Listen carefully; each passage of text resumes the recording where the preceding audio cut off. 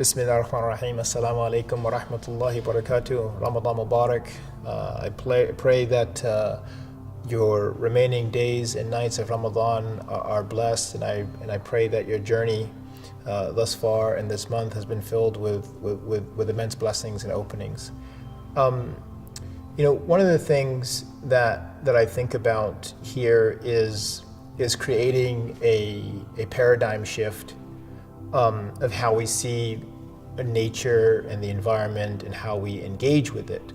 I think one of the things that's really important is that we don't see ourselves as wholly other, and that's with a WWHOLLY, from the environment, because then we lose the understanding of there being a symbiotic relationship between the two, and that somehow the health that we see of the environment is directly related to our own health and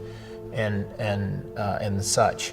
And I think that because the Quran, this is the month of Quran, speaks to us so often about the sun and the moon and the sky and the mountains and the river and the and the land, that if we don't kind of engage those aspects of the Quran, then we risk kind of having this total picture of Islam, and we miss kind of having this reality that's around us, right? And one of the things I think about is we read verses of the Quran, that we read ayat, and Allah talks about, right, the ayat of Quran, but He's also placed His ayat on the horizons. And so I think that it's imperative for us that as we open up this book, the Quran, and we read these ayat, and we know how to read them, that we also begin to understand and read the ayat that are around us in this book of nature, right? This book that Allah has created. Because this is a way that allows us to engage with our Creator at all times. So we're constantly reflecting about the sun, and we're reflecting about the sky, and we're reflecting on the trees. Maybe it's the process of photosynthesis and how it takes CO2 to O2, but we understand that now in the way of it being a gift from our Creator. And so maybe, this month we can look at perhaps what are some of the ayat that are constantly being mentioned in the Quran that I haven't seen before, that give us establish this relationship between the environment and nature.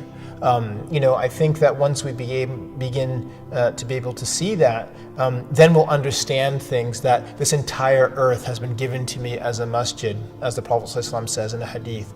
It is pure and purifies, right? So therefore, if there are rights and duties and responsibilities to these conveniently walled masajid that we find ourselves in, then what is the responsibility that we have to that masjid, this place where we make prostration, that the Prophet ﷺ has described as being a place that has, this earth has been made for me, a masjid, pure and purifying. So hopefully this is something that, again, this month is here to kind of create some paradigm shifts in us and create some new ways of thinking and some new ways of approaching and engaging our tradition. And perhaps at another time we'd have an opportunity to sit and discuss some of these aspects at greater detail.